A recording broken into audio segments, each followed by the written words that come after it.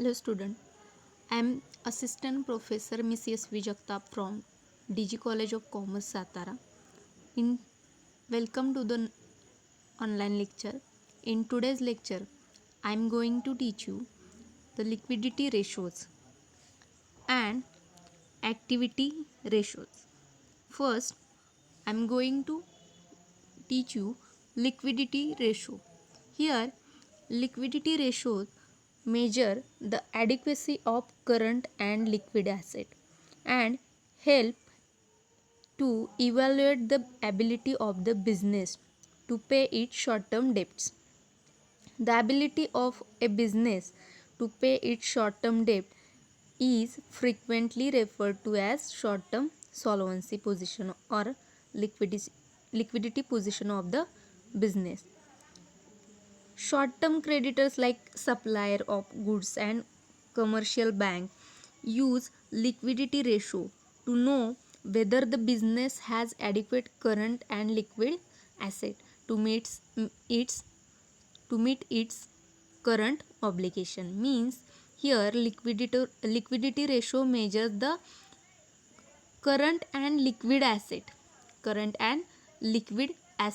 and help to evaluate the ability of the business to pay its short term debts, not a long term debts, but it pay attention or uh, evaluate the ability of the business to pay its short term debts.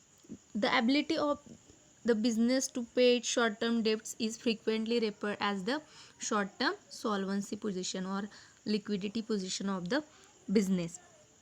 Means here short term creditors like supplier of goods and commercial bank use liquidity ratios to know whether the business has adequate current and liquid assets to meet its current obligations. Financial institution hesitate to offer short term loans to businesses with weak short term solvency position. Here two liquidity ratios are commonly used and they are as follows. First is current ratio, or it is also known as working capital ratio, and second is quick ratio, it is also known as acid test ratio. So first see current ratio or working capital ratio.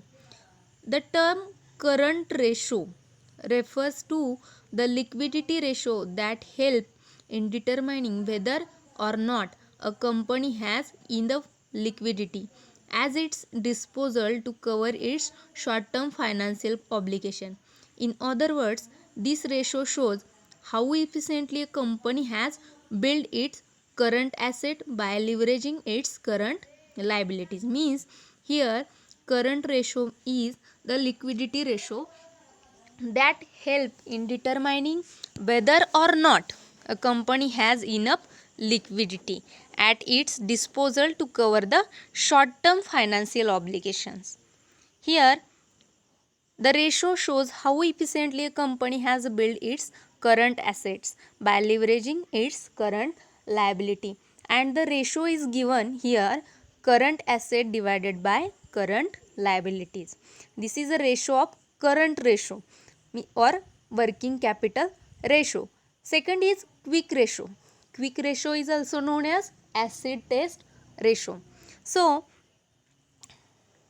here in first ratio, current ratio, here current assets or current asset means here the formula is given current asset divided by current liabilities. Here current asset includes those assets which will either be based up or converted into cash within 12 months or normal operating cycle of the business.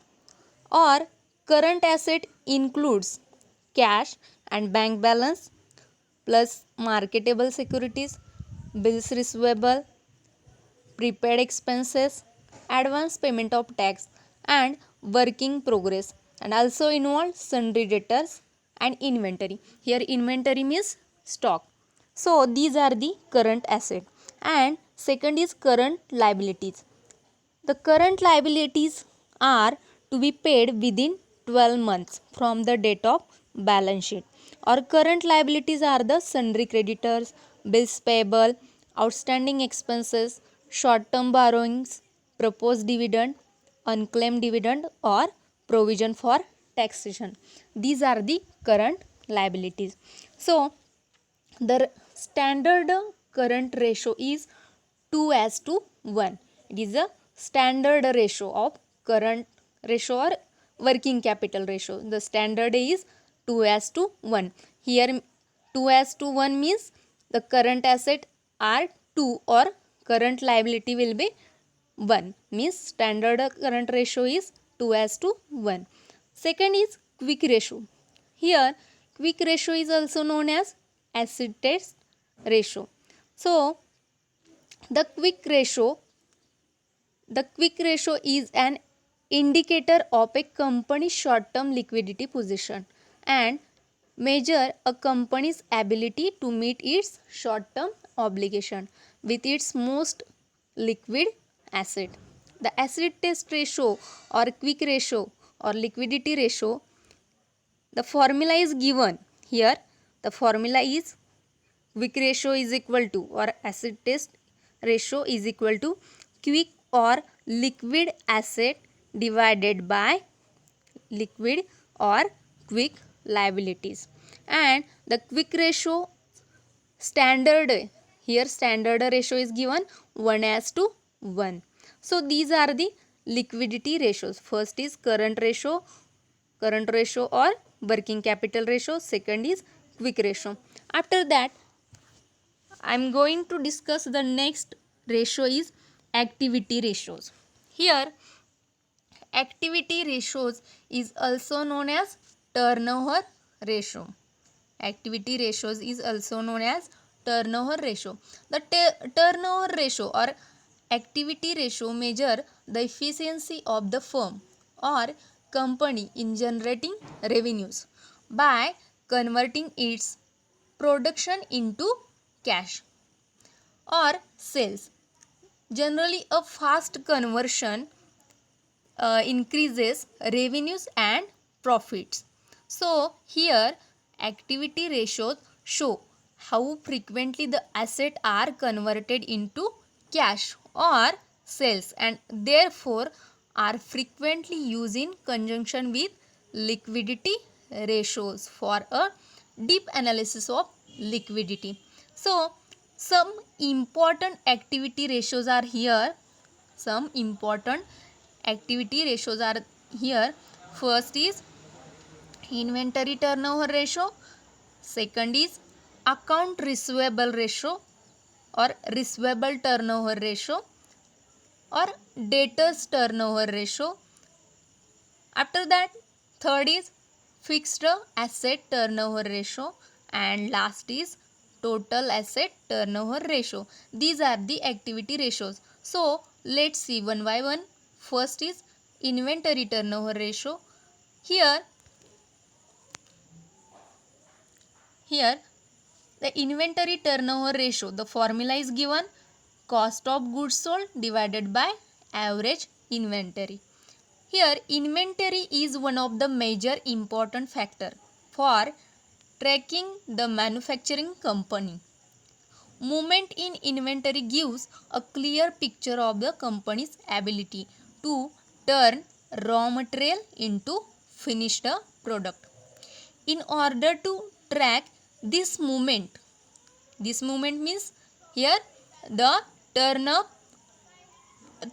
the raw material into finished product, this track, and in order to track this movement, inventory turnover ratio or days in inventory are used.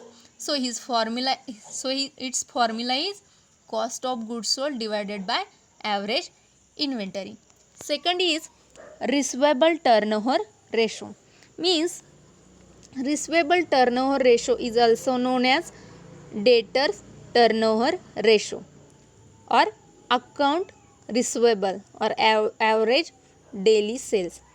So formula is given, account receivable divided by average daily sales. Here formula is given, account receivable divided by average daily sales. The term accounting receivable turnover ratio refers to accounting measure used to check how effectively a company can collect its receivable generated due to credit sales over a period of time. Means here the debtors turnover ratio or receivable turnover ratio is measure, or it helps to measure to check how effectively a company can collect its receivable generated due to credit sales over a period of time. In other words, it is the efficiency ratio that judge the ability of the company to manage the credit extended to its customer. Here it means a high debtors turnover ratio or accounts receivable turnover ratio is always good as it indicates that the company is able to collect the receivable quickly. On the other hand, a low account receivable turnover ratio is indicate a weak credit policies, which can be seen as a matter of concern. Means it is a receivable turnover ratio. So after that, third is fixed asset turnover ratio. The formula is given here. Fixed asset turnover ratio is equal to sales divided by net fixed asset, and the term fixed asset turnover ratio refers to operating performance metric that shows how efficiently a company is utilizing its asset. Asset means here machinery and equipment to generates sales. In other words, this ratio is used to determine the amount of dollar revenue generated by each dollar of available fixed asset. So here formula is given here. The fixed asset turnover ratio is equal to sales divided by net fixed asset. After that, fourth or last ratio is total asset turnover ratio. The asset turnover ratio is one of the ratio that measure the efficiency of a company by finding the amount of revenue generated from its asset. Here asset means total asset, and here the asset turnover ratios formula is given here. The total asset turnover ratio is equal to net sales divided by average total asset. So these are the activity ratios. After that, here the last ratio is solvency ratios. Solvency ratios means solvency is also known as long-term solvency ratios. The long-term solvency ratios measure the ability of a business to survive for a long period of time. So these ratios are very important for stockholder and creditors. Solvency ratio are normally used to analyze the capital structure of a company or evaluate the ability of the company to pay its interest on long-term borrowings, or evaluate the ability of the company to repay principal amount of the long-term loans. Here long-term loans means debenture, bonds, and medium and long-term loans, etc. So solvency ratios are normally used to evaluate the whether the internal equities means stockholder funds, and external equities means creditors fund are in the right proportion.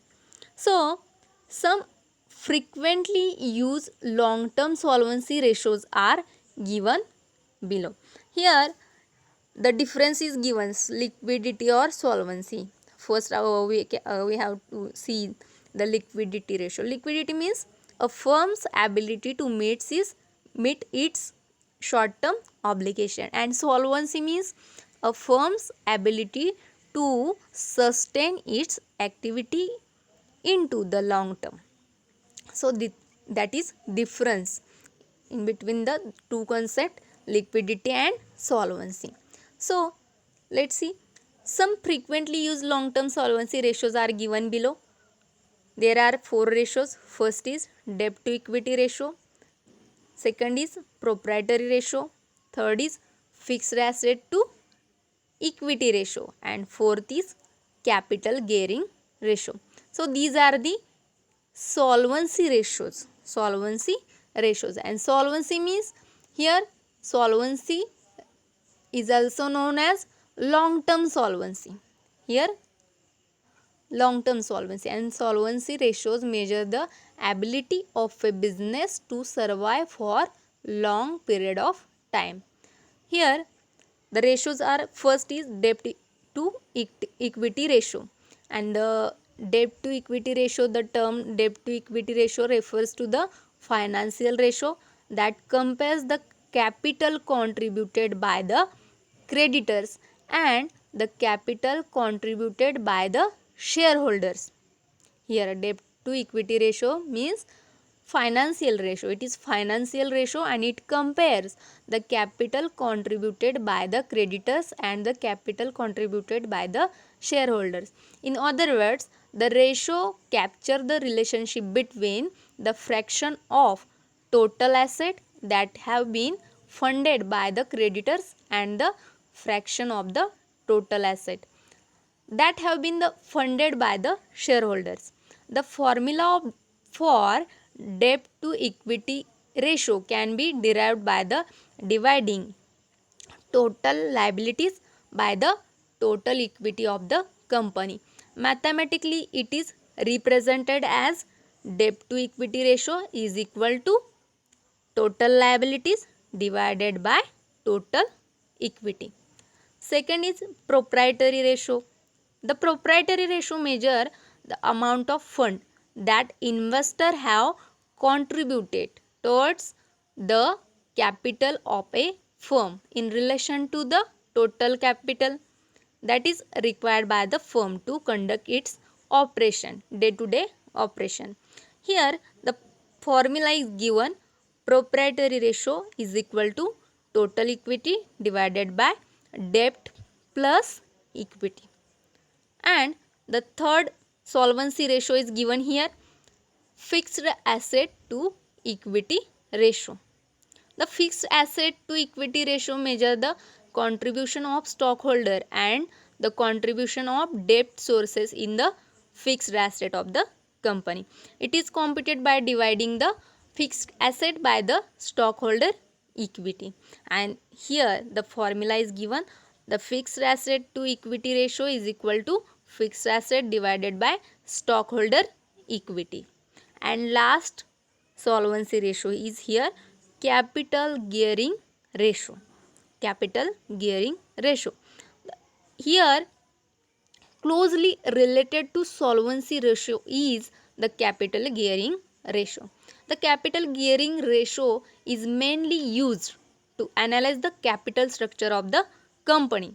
Means here the capital ratio is used to analyze the capital structure of the company. The term capital structure means here to the relationship between the various long term forms of financing such as debenture, preference and equity share capital here including reserve and surplus or leverage of capital structure ratios is calculated to test the long term financial position of the firm. So formula is here, the capital gearing ratio is equal to equity share capital divided by fixed interest bearing funds. So these are the ratios. Means in this lecture I'm going to discuss or I'm discuss the various types of ratios. First is here